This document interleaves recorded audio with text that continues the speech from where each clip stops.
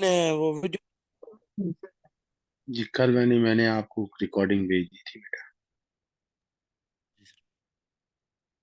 Sir आपने शुरू से सारी रिकॉर्डिंग्स भेजी है ना? जी, वेक्टर्स की सारी भेजी है।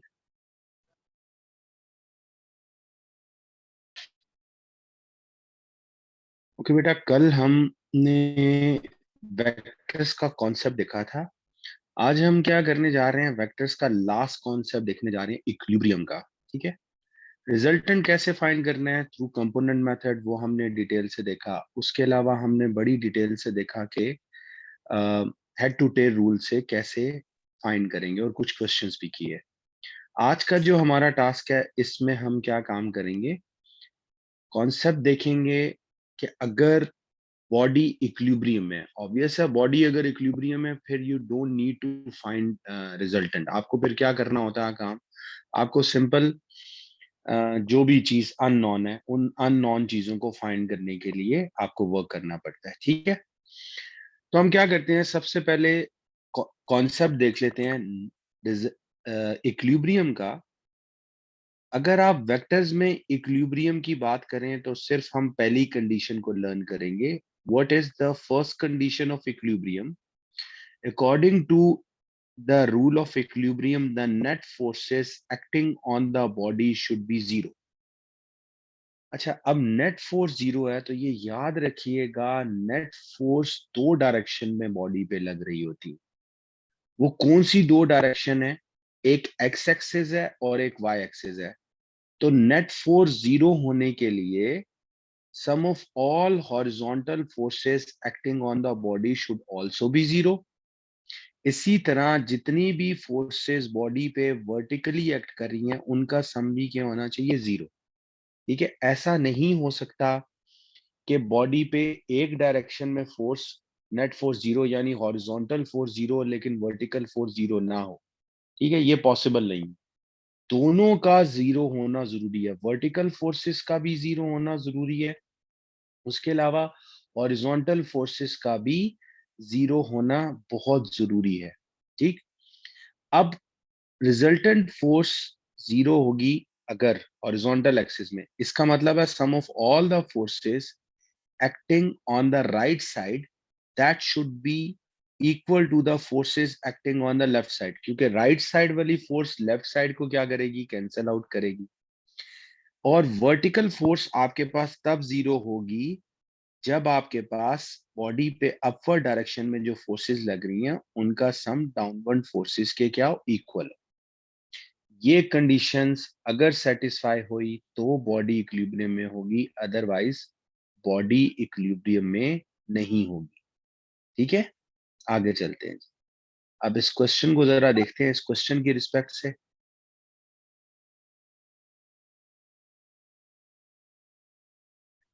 अच्छा बेटा, हमारे पास अब इक्विलिब्रियम में भी ना दो ही कंडीशन है इसको करने के लिए। एक जो मेथड है आपके पास, वो कौन सा है? Head to tail rule. ठीक है। और दूसरा जो मेथड है वो आपके पास क्या है? That is parallelogram. Component method. नहीं नहीं, कंपोनेंट मेथड बेटा, पैरेललोग्राम हमारे कोर्स में नहीं है, हम ये दो मेथड अडॉप्ट सर करते हैं। लेकिन वो भी ठीक यूज है। हो सकता है ना? यूज जरूर हो सकता है, लेकिन हम अपने कोर्स की बात कर रहे हैं ना, जो हमें सिलेबस में बताया जाता है, हम उसको फॉलो कर रहे हैं। ठीक है। तो इक्विलिब्रियम की कंडीशन पड़ी। अच्छा, फिर इक्विलिब्रियम वो का मतलब मार्किंग है कि स्कीम में उसके मार्क्स नहीं होते अगर हम पैरेललोग्राम मेथड से कर लें? मार्किंग स्कीम में मेंशन ही नहीं होता वो। ठीक है। क्योंकि आपको बताया जाता है, टीचर आपको बताता है सिलेबस में कि वो नहीं है। इसी तरह देखो, साइन मेथड है, वो मैथमेटिकल मेथड है, लेकिन वो एप्लीकेबल होता है, उसके बारे में बताया जाता है मार्किंग स्कीम। ठीक है। तो अच्छा, साइन मतलब फिर मेथड आप वो यूज कर हमने नहीं सकते हो। लगाना कहीं भी? नहीं, वो नहीं लगाना आपने, ये जो है ना, ये दो मेथड यूज करते हैं। अच्छा, मैं अब क्या करता हूँ, कंडीशंस मैंने आपको बता दी इक्विलिब्रियम के लिए। ये आपको पता है, इक्विलिब्रियम का मतलब है बॉडी पे कोई फोर्स एक्ट नहीं कर रही। ठीक है। वो कैसे पता चलेगा? या तो वो कहेगा कि बॉडी की एक्सेलरेशन जीरो है, या फिर कहेगा बॉडी कांस्टेंट स्पीड से मूव कर रही है, या कहेगा बॉडी रेस्ट पे है, या कहेगा बॉडी स्टेशनरी है। कुछ भी इस तरह के वर्ड्स जो ये इंडिकेट कर रहे हैं कि आपके पास नेट फोर्स बॉडी पे 0 है, तो इसका मतलब है वो इक्विलिब्रियम में होगी। अगर नेट फोर्स 0 है, मैंने अभी आपको बताया, फिर बता रहा हूं कि वर्टिकल बी फोर्सेस 0 होनी चाहिए, इसी तरह हॉरिजॉन्टल फोर्सेस भी 0 होनी चाहिए। देखिए मैं आपको एक एग्जांपल देता हूं। अगर मैं ये कहता हूं कि ये आपके पास एक बॉडी है, इस पे 5 न्यूटन फोर्स राइट साइड पे एक्ट कर रही है, इसी तरह आपके पास 5 न्यूटन फोर्स लेफ्ट साइड पे एक्ट कर रही है, यानी राइट साइड इक्वल है लेफ्ट साइड के, तो आपके पास हॉरिजॉन्टल फोर्सेस क्या है, 0, राइट साइड वाली लेफ्ट साइड को कैंसिल कर रही है। लेकिन अगर मैं कहता हूं कि जी डाउनवर्ड फोर्स बॉडी पे एक्ट कर रही है 10 Newton, there is no upward force, in this case the body is not in equilibrium. Why the body is not in equilibrium? क्योंकि डाउनवर्ड फोर्स को कैंसिल करने के लिए कोई अपवर्ड फोर्स नहीं है।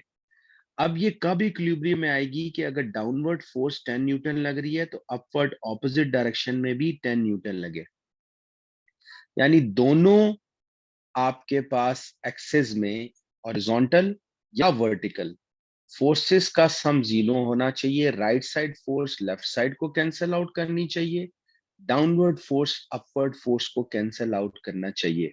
ठीक है, इसी कॉन्सेप्ट को लेकर हम आगे चलते हैं और ये क्वेश्चन अपना सॉल्व करते हैं।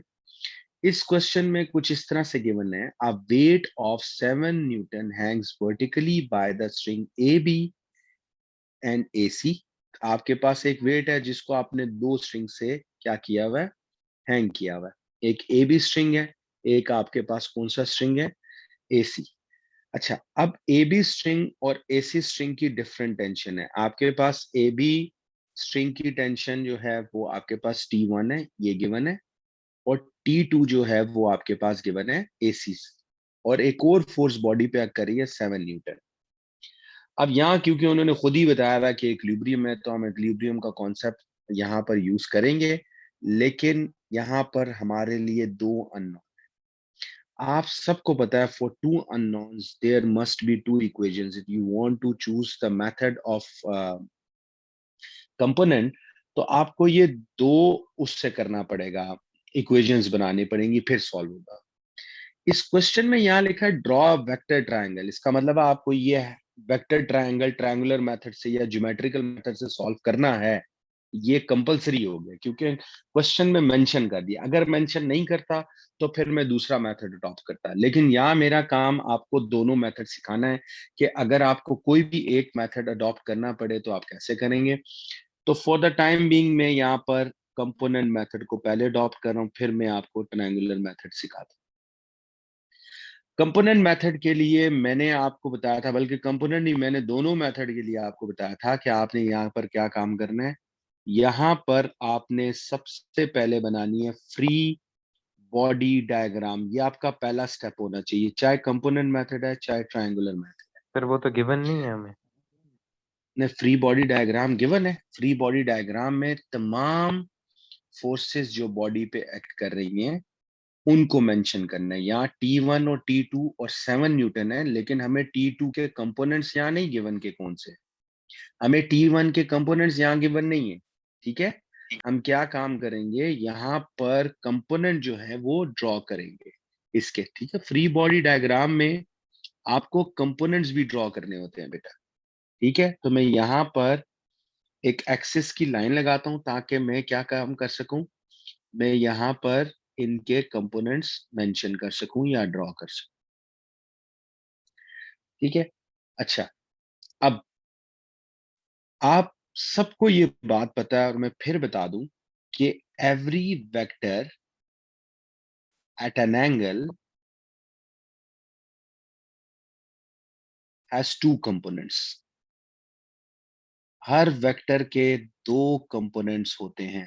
कौन कौन से कंपोनेंट होते हैं, we can name them as X component और हॉरिजॉन्टल कंपोनेंट, और we can name it as vertical component और वाई कंपोनेंट। ठीक है, मैंने ये आसान नाम दिए हैं, एक्स कंपोनेंट एक्स डायरेक्शन में होगा, वाई कंपोनेंट वाई डायरेक्शन। ठीक हो गया। अब हम क्या करते हैं, अब हम इसको सॉल्व करते हैं, इसके कंपोनेंट्स को ड्रॉ करते हैं। तो सबसे पहले हम ये करते हैं कि ये जो हमारे पास AC है इसके कंपोनेंट को ड्रॉ करेंगे। एक और चीज बता दूं, देखो बेटा, ये एंगल गिवन है 50। अगर कोई बच्चा एक्स एक्सिस से लेना चाहता है, यानी वो ये वाला एंगल अडॉप्ट करना चाहता है, लेट्स से ये तो वाला 40। एंगल अडॉप्ट करना चाहता है, तो वो ये ले सकता है।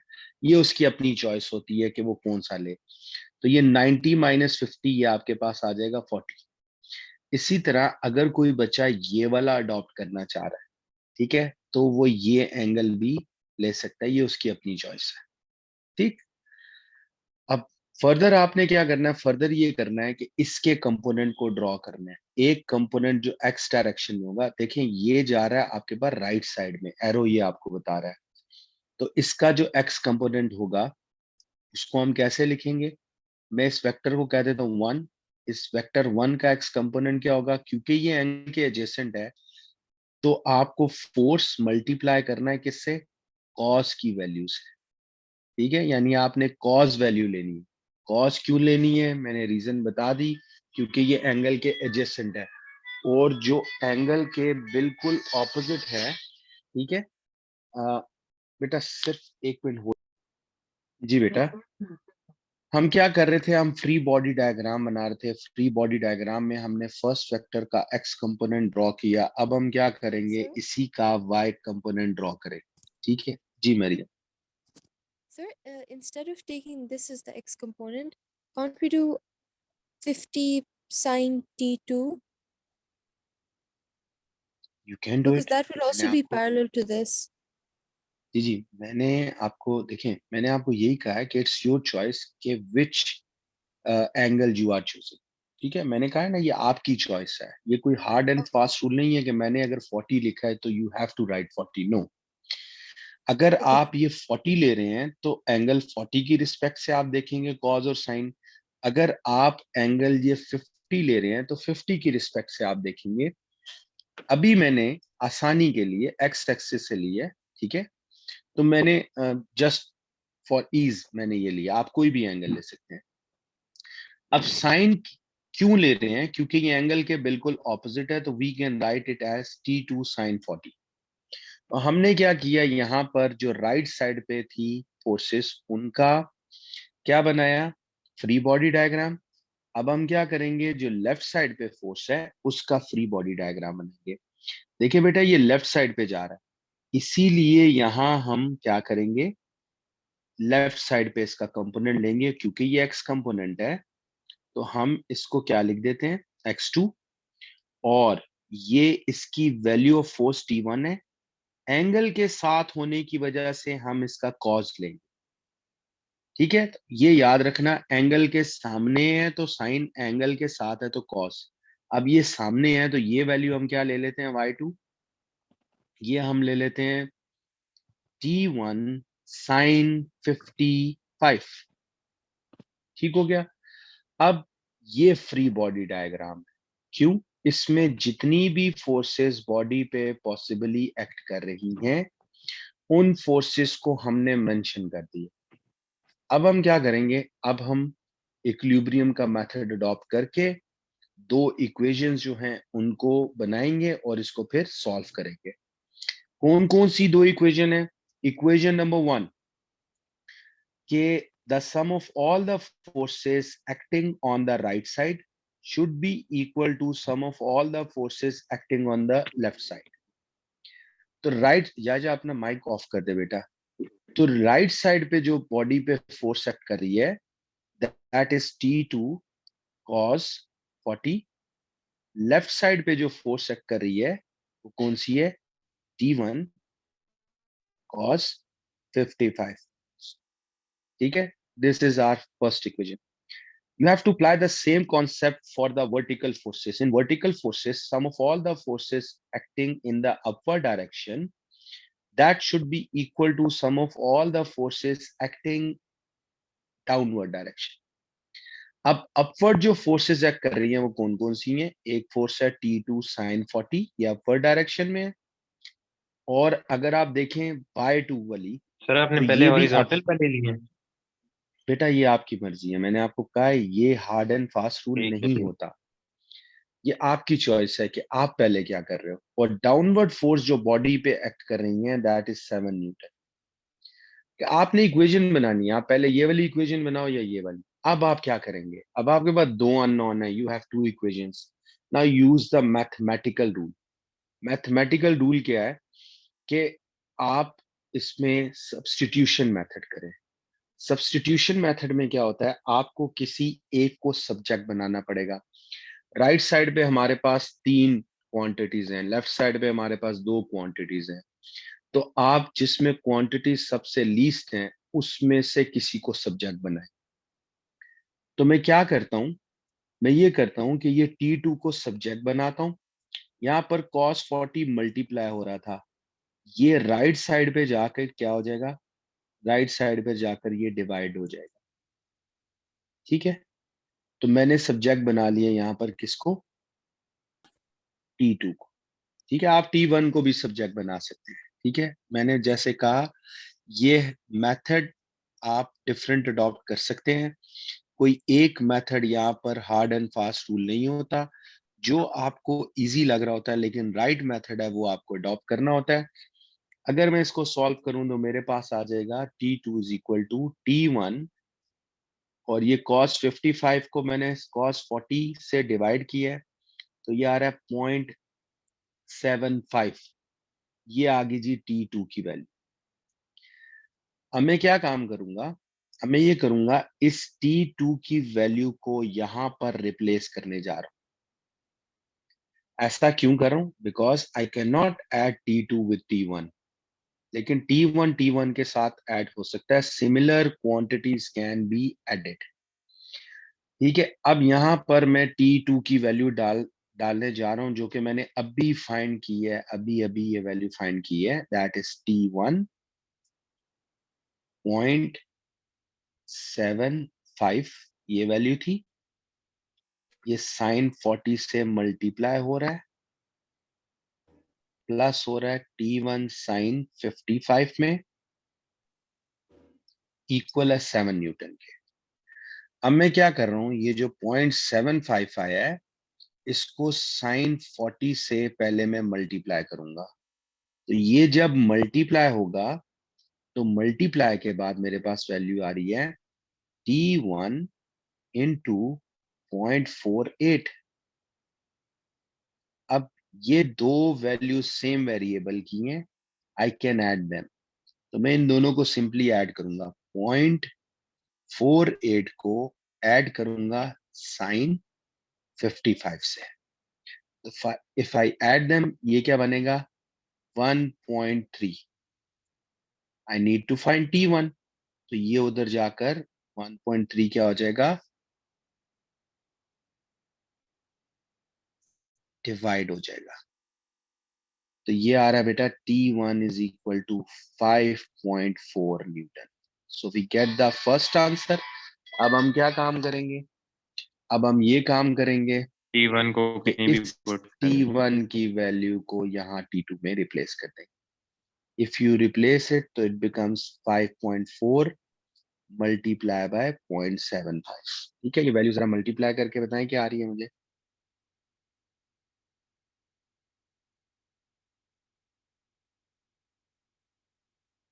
जी बेटा, क्या आ रही है,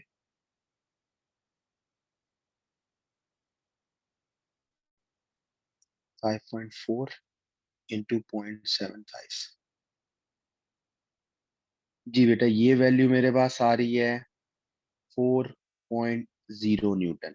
ठीक है, तो ये हमारे पास आंसर आ गया बेटा 4.0 न्यूटन, 5.4।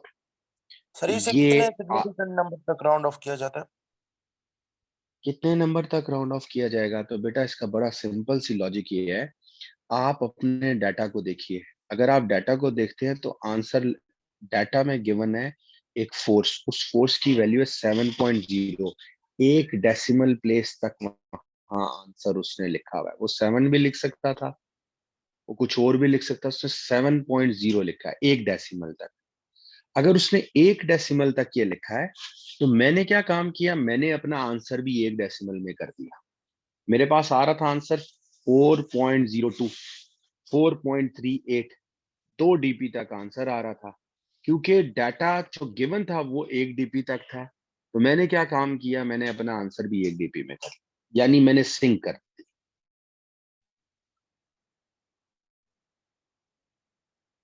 ठीक हो गया। तो ये था बेटा कंपोनेंट मेथड, मैंने आपको कंपोनेंट मेथड समझाया। अब हम क्या करते हैं, अब यही वाला क्वेश्चन हम करते हैं किससे,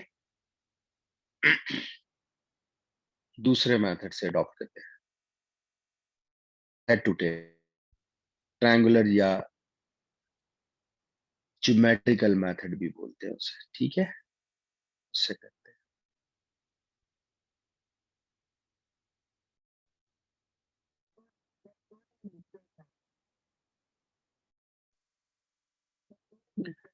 अच्छा बेटा, अब हम करने जा रहे हैं ज्योमेट्रिकल मेथड, ठीक है। ज्योमेट्रिकल मेथड बताने से पहले आपको एक इंपॉर्टेंट टिप देने जा रहा हूं कि अगर हम इक्विलिब्रियम की बात करें, अगर बॉडी इक्विलिब्रियम में है, तो इक्विलिब्रियम की एक स्पेशल कंडीशन है ड्राइंग करते वक्त ज्योमेट्रिकल मेथड ये, वो ये कंडीशन है कि जब ट्रायंगल बनेगा ना, वो ट्रायंगल क्या बनेगा, that will be a close triangle. Now what do you mean by a close triangle? Close triangle का मतलब है जो head to tail rule follow ना करे, नॉट फॉलो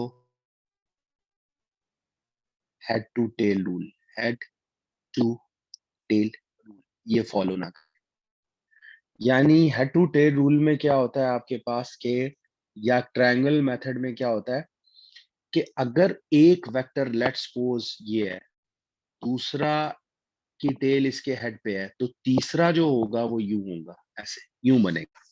कभी भी दो हेड मीट नहीं करेंगे, कभी भी दो टेल मीट नहीं करेंगे।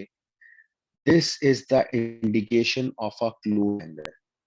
हेड टू टेल रूल में दो हेड मिल रहे होते हैं, कहीं ना कहीं दो टेल मिल रही होती हैं, लेकिन कभी भी आपके पास यहां पर याद रखिएगा, क्लोज ट्रायंगल में ये इक्विलिब्रियम के लिए होता है, जहां से एक वेक्टर स्टार्ट होता है, लास्ट वाला वेक्टर वहां पर एंड होता है। ये देखिए, ये टेल है इस वेक्टर की, ये हेड है, ये टेल है, ये हेड है, ये टेल है, ये हेड है। Head tail head tail head tail होता है, हेड हेड नहीं होगा, टेल टेल नहीं। ये निशानी है किसकी, के बॉडी इक्विलिब्रियम में, ठीक है। अब आपने क्या करना है, यहां पर भी आपका फर्स्ट स्टेप ये होगा कि एक क्लोज एंगल ट्रायंगल को बनाया जाए। वो कैसे बनाया जाता है ये जरा देखिएगा, ठीक है। ये ये बेसिकली आप बना रहे हैं, इसको बोलते हैं फ्री बॉडी डायग्राम। आपने क्या किया, आपने यहाँ पर डी रखा, देखिए ये जब आप यूं डी रखेंगे ना, तो डी क्या बता रहा है, यहाँ 0 है, ये से यहाँ तक 50 का एंगल है, 50 के एंगल पे आप एक वेक्टर बनाएंगे। फिर आप क्या करेंगे, यहां से दोबारा ये चीज बनाएंगे जो मैंने बनाई है। ये क्यों बनाते हैं, ये जरूरी क्यों है बनाना, ये इसलिए कि आपको पता चलेगा कि नेक्स्ट वन जो है वो किस एक्सिस में, इस एक्सिस में आपको डी कहाँ प्लेस करना है, आपको डी यहाँ पर प्लेस करना है, और यहाँ से 35 के एंगल पे आपने ये चीज बना दी। और देखें वेट कहाँ जा रहा है जी, वेट डाउनवर्ड जा रहा है, ये चीज आपको बनानी पड़ेगी, ठीक है। इसमें एक चीज का ख्याल रखना आपको, क्योंकि आपके लिए T1 अननोन है, आपको पता नहीं T1 आपको ड्रॉ कितना करना है, आपको पता नहीं T2 ड्रॉ कितना करना है, तो ये आप एंगल्स के मेथड से करोगे। एंगल्स का मेथड क्या है, देखिए बेटा, ये जो आपके पास है ना, ये वाला एंगल 35, अगर मैं अल्टरनेटिव ड्रॉ करूं तो ये भी 35 बनता है, यानी यहां पर ये 35 बनना चाहिए। अब ये मैंने बनाई फ्री बॉडी डायग्राम, ये फ्री बॉडी डायग्राम में अब इसको मैं यहां पर बनाने जा रहा हूं, जरा देखिएगा मैं कैसे बनाऊंगा इसको। सबसे पहला काम क्या करना है, सबसे पहला काम जो है वो है स्केलिंग का। आपको स्केल डिसाइड करना है, ठीक है, यहाँ मेंशन नहीं है। तो स्केल में आप ये कहते हो सपोज, और आपको यहाँ लिखना होता है, यहाँ पर ये स्केल लिखना होता है। आप स्केल लिखोगे कि फॉर 7 न्यूटन मैं कितना स्केल ले रहा हूँ, 7 centimetre, which means for 1 Newton I am taking 1 centimetre, मेरी स्केलिंग है, ठीक है। तो जितनी मर्जी में ये लूं। अब मैं क्या कर रहा हूँ, ये देखिए वेट डाउनवर्ड एक्ट कर रहा है ना, ये 7 न्यूटन है, तो यहाँ पर मैं एक स्ट्रेट लाइन ड्रॉ करता हूँ 7 सेंटीमीटर की, बिल्कुल स्ट्रेट लाइन 7 सेंटीमीटर की ड्रॉ करने की कोशिश करता हूँ। 1 2 3 4 5 6 7, तो 7 सेंटीमीटर की एक लाइन ड्रॉ की। जब आप ये लाइन ड्रॉ करेंगे तो आपने एरो भी बनाना है कि वेट कनेक्ट कर रहा है जी, वेट डाउनवर्ड एक्ट। अच्छा, वेट डाउनवर्ड एक्ट कर रहा है, तो इसका या आपने मेंशन करना है कि जो आपने ड्रॉ किया दैट इज 7 सेंटीमीटर। ठीक है, अब आप ये जरा देखें ये वाला पॉइंट, ये पॉइंट 50 डिग्री पे है, यानी जब मैं ये रख रहा हूँ स्टार्टिंग फ्रॉम दिस वन ना, ये मैं ये 50 डिग्री पे यहां से ले रहा हूँ, इसको मैंने ये देखें, ये एग्जैक्टली 50 डिग्री पे मैंने यहाँ से रखा, आपको स्क्रीन पे नजर आ रहा होगा। ठीक है, ये अगर मैं टिल्ट करता हूँ ना तो ये 50 डिग्री आपको नजर आ रहा होगा। तो 50 डिग्री यहाँ से मैंने एक लाइन ड्रॉ की, but I am not sure कि मुझे कहाँ तक बनानी है क्योंकि ये मेरे लिए अननोन। तो मैं एक थोड़ी सी लंबी लाइन लगा देता हूँ। बस मुझे इतना पता है कि ये एंगल जो है ये 50 था, मैं यहाँ मेंशन कर देता हूँ और मुझे इसका एरो पता है कि ये जी ऊपर की तरफ जा रहा था। इससे ज्यादा इंफॉर्मेशन मेरे पास है ही नहीं, और इसको मैं फिलहाल नाम दे देता हूँ किस चीज का, T2 का। ठीक है, दूसरी इंफॉर्मेशन मेरे पास ये थी कि ये जो पॉइंट है ये 35 पे है, तो मैं क्या करूंगा, अब डी यहां पर रखूंगा, इस जगह पर ये मैंने डी रखा। ठीक है, यहां से 35 बनाया। 35 कितना होता है, 90 माइनस 55, ये ले जी, ये 35 रखा है, ये 35 पे है। अब जारी बात है ये डिजिटल है तो आप अपने हिसाब से कर लिए, इसमें थोड़े से गलती के चांस भी हो सकते हैं। तो ये मैंने जी 55 यहाँ इस पॉइंट से ड्रॉ किया और इसको आगे कर दिया।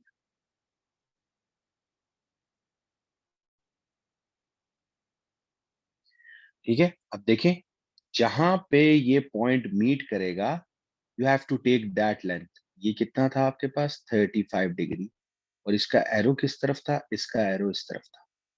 ठीक है, और ये क्या था जी, T1 था। अब आप जरा देखें, आपने मैयर करना है, इसको जरा गौर से मैयर करते हैं, यहाँ देखते हैं क्या वैल्यू आ रही है। सी दिस वन, ये आ रही है जी 1 2 3 4 एंड मैंने मेरे ख्याल से कुछ एंगल गलत लिया है। T1 की वैल्यू 4, ये वैल्यू कितनी आ रही है, पहले हमारे पास T1 की वैल्यू क्या आई थी, किसी को पता है, 50 डिग्री।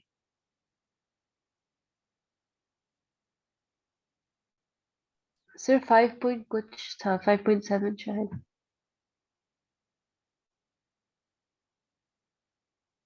5.7 ही था, आप ठीक कह रहे हैं, मैंने मेरे ख्याल से कुछ एंगल में यहाँ पर ड्रॉ करने में ना गलती कर दी है।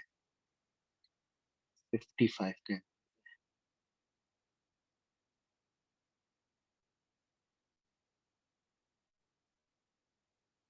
7 न्यूटन। बेटा ये मैंने एंगल में गलती कर दी है, ये 50 मैंने नीचे से लेना था, एक मिनट में रीड्रॉ करता हूँ, डिजिटल में वो है ना थोड़ी सी कंफ्यूजन होगी, सॉरी। मैं क्या करता हूँ, मुझे यहाँ से 50 डिग्री बनाना है ना, तो 50 डिग्री में नीचे से ले रहा हूँ, तो नीचे से मुझे लेना चाहिए था 40 डिग्री लेना चाहिए था बेटा, एक्चुअली नीचे से, वहां से ये मैंने गलत बना दी, क्योंकि ये जो है ना ये वाई एक्सिस से कैलकुलेट कर रहा है, इसलिए आपको मैं इसको इस रिस्पेक्ट से कर रहा हूँ, आप जब रखोगे डी तो वो कोई और वैल्यू देगा।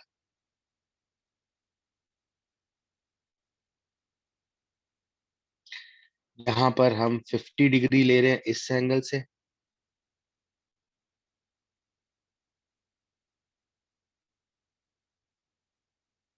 ठीक है, ये मैंने बना दिया जी T1, और वहां से हमें कितना चाहिए था, 55 पे ये रखना है क्योंकि ये ऊपर से कैलकुलेट कर रहा है। अब ठीक है, अब बेटा मैयर करें, ये अब ठीक आएगा इंशाल्लाह। ये अगर आप मैयर करें, इसको देखें कि कितना आ रहा है, ये आ रहा है आपके पास 1 2 3 4 5 पॉइंट, ये तकरीबन आपके पास आ रहा है 5 जी, ये तकरीबन 5.4 आ रहा है मेरे पास। T1 आपके पास आ रहा है 5.4 न्यूटन, ठीक है। और T2 को अगर कैलकुलेट करूं तो ये कितना आ रहा है 4.1, तकरीबन क्लोज है बेटा, ठीक है। तो ये चीज आपने देखी कि जब हम ये मेजर कर रहे हैं, ये छोटी छोटी चीजों का आपको ख्याल रखना पड़ेगा एंगल में, क्योंकि मेरे पास डी नहीं है, मैं डिजिटली कर रहा हूँ, इसलिए यहाँ थोड़ा सा प्रॉब्लम हो रहा है ये करने में। लेकिन जब आप डी रखेंगे तो बस आपको ये पता होना चाहिए कि आपने डी रखना क्या है और ये करना किस तरह है। जी बेटा, क्वेश्चंस के लिए